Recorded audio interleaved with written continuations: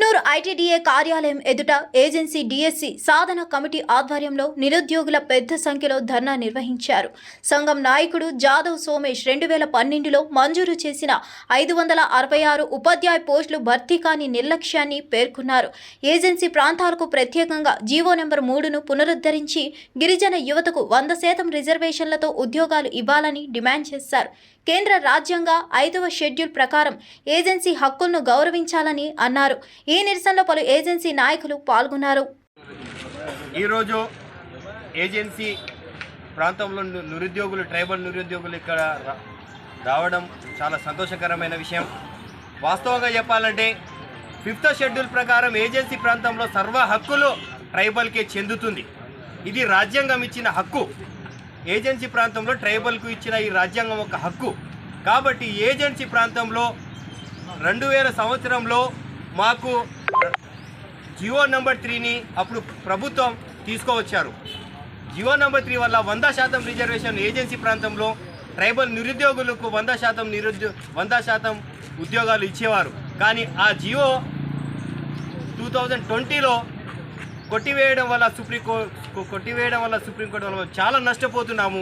కాబట్టి దీనికి ఇప్పటికీ స్పష్టత లేదు. దీనిపైన జియో కొట్టివేయబడిందా లేదా అనేది కూడా ఇప్పటివరకు మాకు స్పష్టత లేదు. కాబట్టి ఏజెన్సీ ప్రాంతంలో ఏదైనా జనరల్ రిక్రూట్మెంట్లో కానీ జియో నెంబర్ 3 వర్తిస్తుంది. కానీ ఐటీడీఏలో మాత్రం ట్రైబల్కి 100% రిజర్వేషన్ ఇప్పటికే మిగిలి ఉంది. ఏజెన్సీ ప్రాంతంలో మాకు ప్రత్యేకంగా జియో నెంబర్ 3ని పునరుద్ధరించి వెంటనే 100% కలిగించి ఏజెన్సీ ప్రాంతంలో మాకు ప్రత్యేకంగా ఒక ఏజెన్సీ డిఎస్సి నిర్వహించాలి. గత 12-13 సంవత్సరాల నుండి ఐటీడీఏలో 29 డిపార్ట్మెంట్లలో ఒక్క నోటిఫికేషన్ కూడా ఇవ్వలేదు. వాస్తవంగా చెప్పాలంటే 2012లో అప్పటి ప్రభుత్వం ఉన్నప్పుడు 1775 పోస్టులు గత ప్రభుత్వం సర్వశిక్షణ అభియాన్ ద్వారా శాంక్షన్ చేయడం జరిగింది. 4 ఐటీడీఏలు కలుపుకొని చూస్తే 3 ఐటీడీఏలు భర్తీ చేయడం జరిగింది. కానీ ఉమ్మడి ఆదిలాబాద్ జిల్లాలో 566 పోస్టులు ఖాళీగా ఉన్నాయి.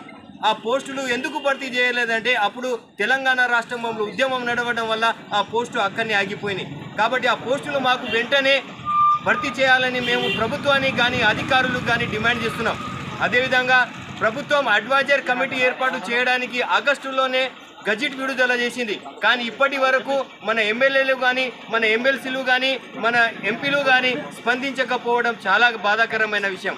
వెంటనే స్పందించి ట్రైబల్ అడ్వైజర్ కమిటీ ఏర్పాటు చేయాలని మేము అధికారి ఎమ్మెల్యేలకు కానీ మరియు ఎంపీ కానీ మేము విజ్ఞప్తి చేస్తున్నాం. ఎందుకంటే ఏజెన్సీ ప్రాంతంలో ఇప్పటికీ మేము అలానే ఉన్నాం.